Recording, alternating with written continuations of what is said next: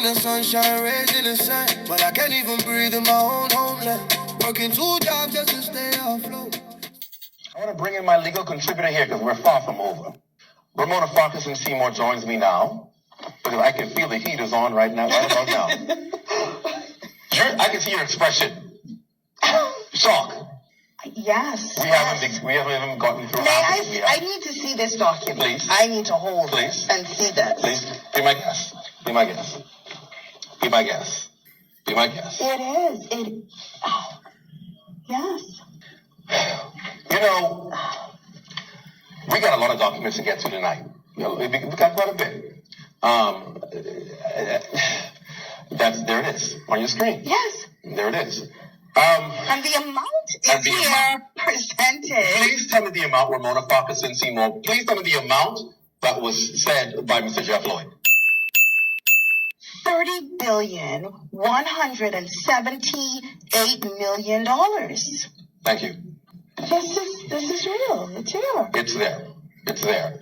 So for the government, the Deputy Prime Minister, to get up and make this presentation that, you know, there's no documentation, nobody has anything, there's been no communication, and you just saw letters from the Central Bank, the Royal Bank, you saw letters from attorneys going back and forth, and then he says, you know, anybody, if this was so, any lawyer want this case. He looked over to his learned friend, who's the Minister of Education, and said, even you, but no, not you, because you love the kids too much. But the Education Minister just sat there and said nothing. Let's, as well as your legal contributor, I'm just being handed the documents. Yeah. To point out, this is a probate document, and this is Form 6. So this is one of the forms whenever we file for probate. There are a number of forms that we have to file. This is certainly one of the documents that would have been filed with respect to the bond in obtaining, or the issuance of the bond in reference to the probate. Clearly, Jeffrey Lloyd of Skyland Lakes was of the opinion that this was the estimated worth of Derek Clayton Rolle, also known as Derek Clayton Rolle Kelly's estate. Now, this document doesn't say that he would have had in his possession any documentation to prove this. Correct. But clearly, the suggestion, as you prepare the estate, you would ask the family, bring in certain documentation as to the value of the estate, be it real estate, personal, insurances, bank, and letters ought to have gone out to the banks as well.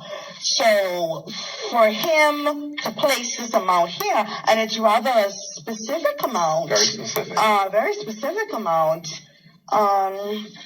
certainly I would have expected, albeit that was not his speech, but the chuckling and when the minister was in some way belittling the notion, I wouldn't have expected him to perhaps chime in with the chuckling and perhaps have a more serious persona, as I saw the Prime Minister had a more serious persona at some point. So I would have expected him, particularly having such intricate knowledge of this, because I would think he must have some level of belief in his client's claim, because one would not just file frivolous documents before the courts, and this amount is quite large. So I would have expected a different reaction at the very least. And this is why, again, my concern is always in the House of Assembly, when we come and present information as if it's facts, but we would have checked all of this. I mean, the person sitting right next to you was intricately involved, and you make it seem as if nobody's involved. This is just somebody's figment of their imagination. And the attorney next to you, the person next to you was the attorney, and submitted. The Supreme Court that this man. For those who are just catching up to us, we showed you documentation of communications that went on with the Royal Bank, with the Central Bank, documentation that went on even with his attorney at the time. You can say where you are on a teleprompter, Jeff Lloyd, where you see obviously things that are happening. documentation that shows you the amount there. Documentation within the central bank. As you see, attorneys with the central bank going on. These are letters, documentation with the governor of the central bank requesting for an investigation in this. Documentation from lawyers writing to the central bank, all trying to get answers as to where the said money is. And if you understand what the concern is here, why central bank in one of the letters responded saying, listen, what we do is we don't have names that are given to us from dormant accounts. Mm-hmm. We just get from the bank's numbers and amounts. So we can't tell you if he has money here because we don't get amounts, or we don't get names, we just get amounts. And so that was a concern as to whether this money belongs to this man, or whether this large amount of money is out there circulating in our economy or in being held in banks or whatever. The minister, when he made his presentation, preface it by saying people are trying to say the reason why they rushed the dormant accounts bill is because people are suggesting that they're trying to rush it so they can get access to these funds because the money would have been turned over to central bank because it would have been dormant.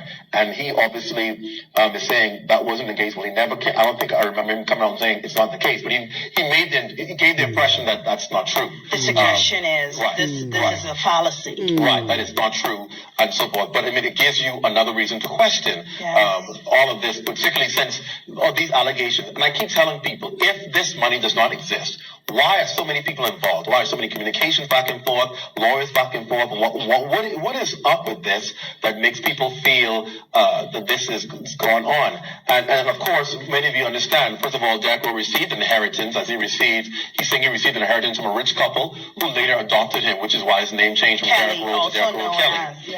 And he's saying that they left an inheritance for him. He worked for them, and they left money for him, and he went to the bank, and the bank gave him a hard time. Do you know where the money coming from? This could be a source of money laundering, all of that. He went through those meetings with the Royal Bank of Canada, allegedly, and he's saying that at the end of the day, his estate is saying that the couple then adopted him to make it easier for him to access these funds, and they were sending money to alleged accounts or allegedly sending money to accounts all of the time. The money kept growing, but he was not giving access to it. Now, many people remember back in 97, 98, there was this man giving away money. Bring your bills. Right. Now, if memory serves correct, remember they say the man was running a scam and that he want you pay him $60 to get this money? Well, listen to what the family said and read the comment in front of you. And you hear what the family say? Say they must charge this fee because they don't want the banks to crash. But I want you to think now. Look at what them same banks doing to you, Bahamian citizen, right now. Right now. They got an albatross around your neck, and they can give 2 cents. They don't care. The family and the state is saying that they will. I want you now to listen carefully to what the government told the family. Listen to what Clint say. Told by the government that you have to put a fee in place. This could be serious, it could be difficult because you're going to shut banks down. You're going to cause a financial crisis because this is just too much money. This is what the estate is saying was being told to them, and they're saying that they began the process of trying to give this money to people who was in need. They began the process of trying to really get this money out. And what's interesting is people kept on bringing in funds and bringing in stuff, trying to get it. The FBI was involved. The FBI came to the Bahamas, and we were told by the estate that the FBI legitimized that this is for real. This is the process. We understand, and we can tell you tonight that the FBI is in the Bahamas presently regarding this matter. The FBI is here presently regarding this matter again because they obviously have intimate knowledge, we're being told, that other people may not have. But there were accounts set up in his name. There were accounts set up. One was for the GE Jubilee Company, and the other was for Derek Rolle Enterprises. And there's a check that was issued. I think we have a copy of a check issued for $4 million drawn on Derek Rolle Enterprise Limited. Was that the personal gift. Was that successfully This tried? is what we don't know. But what we're trying to what we find interesting is obviously the account was made up. These accounts, Derek Rolle Enterprises Limited, these accounts were made up. So if this man who was, we're told, just a worker initially at the hospital and worked as a handyman in Life and Key, how would he have all these accounts? How would he have all of these? Why would the bank issue checks if there was not these accounts set up, obviously? Well, now, obviously, the thing is the banks can easily set up an account if you want to open an account in the business. Yes. But what we're trying to say here is banks will set up a business account for you if you bring in the proper documentation. Yes. And the proper he would have had to have had the proper business licenses, the memorandum and articles of association, unless, of course, he just went by way of a trade name. Right. That would have the to. check would say trading It would say trading act. That so check that means legitimized says as a company.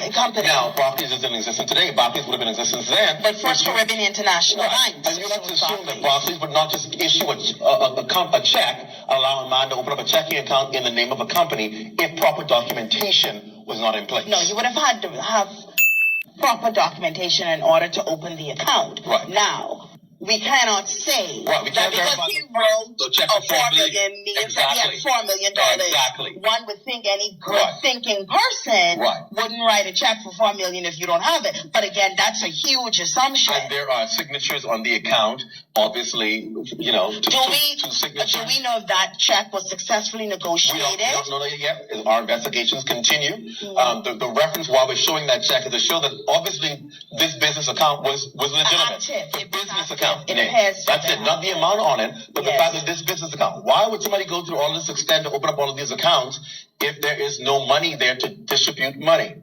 The only question I have for you, Bahamian citizens, is this: will history repeat itself?